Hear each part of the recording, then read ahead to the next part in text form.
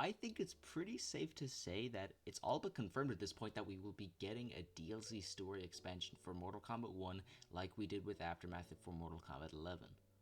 What this DLC will be based on is entirely up for speculation, which we will be doing today. It could be a while until we get this DLC though, considering that Aftermath was released a full year after Mortal Kombat 11, and I think it's almost guaranteed that that will be the same for Mortal Kombat 1. There's a lot of things this DLC could be about, and honestly, I think this DLC will be almost like a sequel to Shaolin Monks. But before we get started, make sure that if you enjoy this video, go check out some of my videos, and if there's anything you want to see me cover in a video, let me know down in the comments below, and if I make a video about it, I'll give you a shout out. Don't forget to join my Discord, a link to that will be in the description, and one more thing, we are aiming for 1,000 subscribers by the end of this year, so if you are not subscribed, why not do it and help me get to this milestone, and I'd very much appreciate it. And with all that out of the way, let's get into the video. So let's just get straight into it. I think the DLC will be similar to Shaolin Monks, story-wise that is.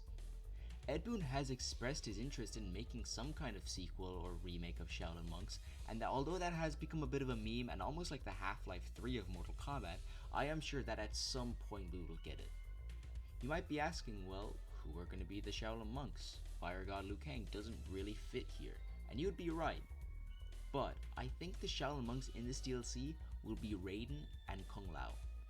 Think about it, it makes sense. In this timeline, Raiden and Kung Lao have grown up together and they're best friends and slightly rivals to each other, like in the original Shaolin Monks with Liu Kang and Kung Lao. Like how Liu Kang picked Raiden over Kung Lao for the tournament in Mortal Kombat 1's story, maybe that adds a bit of spite for Kung Lao.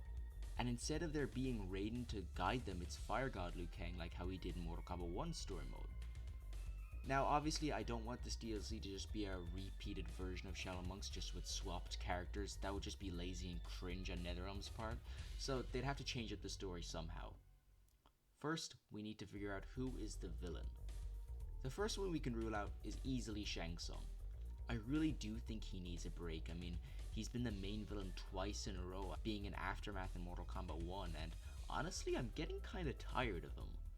General Shao has a chance, but since he lost basically all of his fights in the game, I just don't know how NetherRealm could make us take him seriously at all.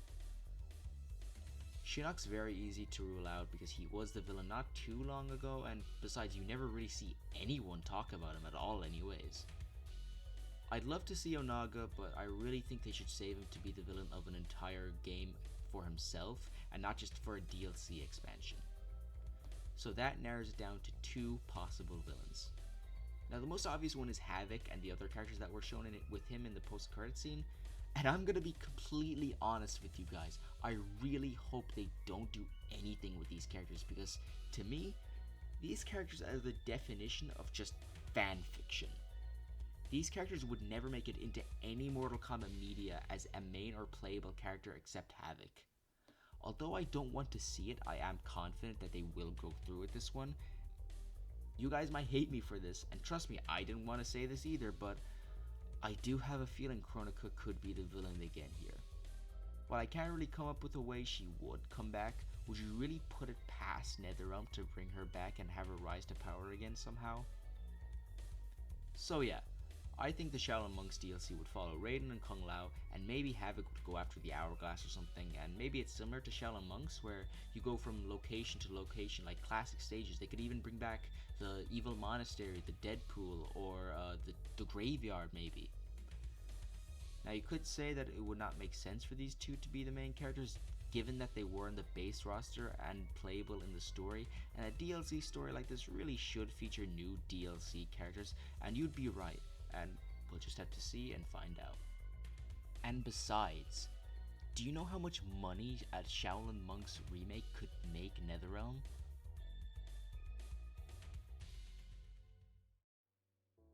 And so that's about it.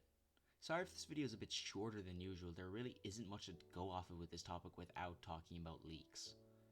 If you agree or disagree, let me know down in the comments below. If you enjoyed this video, make sure to go check out some of these, and if there's anything you want to see me cover in a video, let me know down in the comments below, and if I make a video about it, I'll give you a shout out. Don't forget to join my Discord, a link to that will be in the description below, and don't forget to subscribe because we are aiming for 1,000 subscribers by the end of this year, so if you did, I really would appreciate it. Thank you all so much. for watching this video, and I'll talk to you all later. Thank you.